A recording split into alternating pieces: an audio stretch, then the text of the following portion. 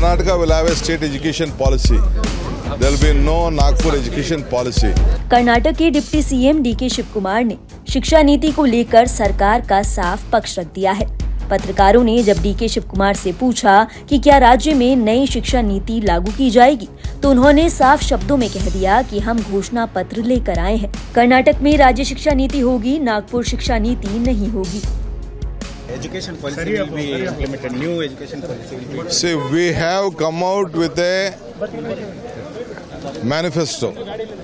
Karnataka will have a state education policy.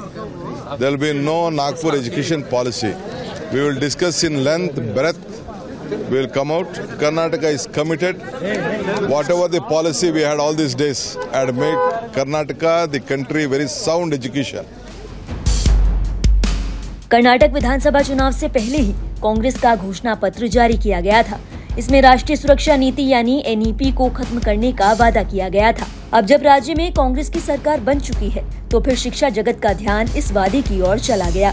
खास बात यह है कि अगस्त 2021 में कर्नाटक पहला राज्य था जहां राष्ट्रीय शिक्षा नीति लागू की गई थी। नवंबर 2020 में ही प्रदेश की टास्क फोर्स की तरफ से सरकार को रिपोर्ट सौंपी जा चुकी थी, जबकि जुलाई 2020 में केंद्र सरकार ने इस नीति की शुरुआत की थी।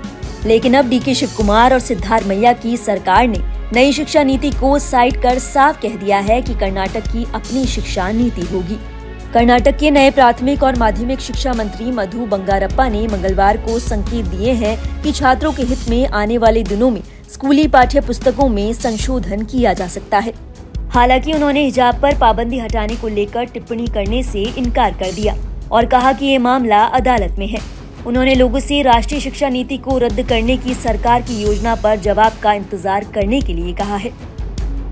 I'm very happy that people of Karnataka have already given the verdict clear verdict in favor of Congress, and the only one thing is we'll have to deliver. And I've got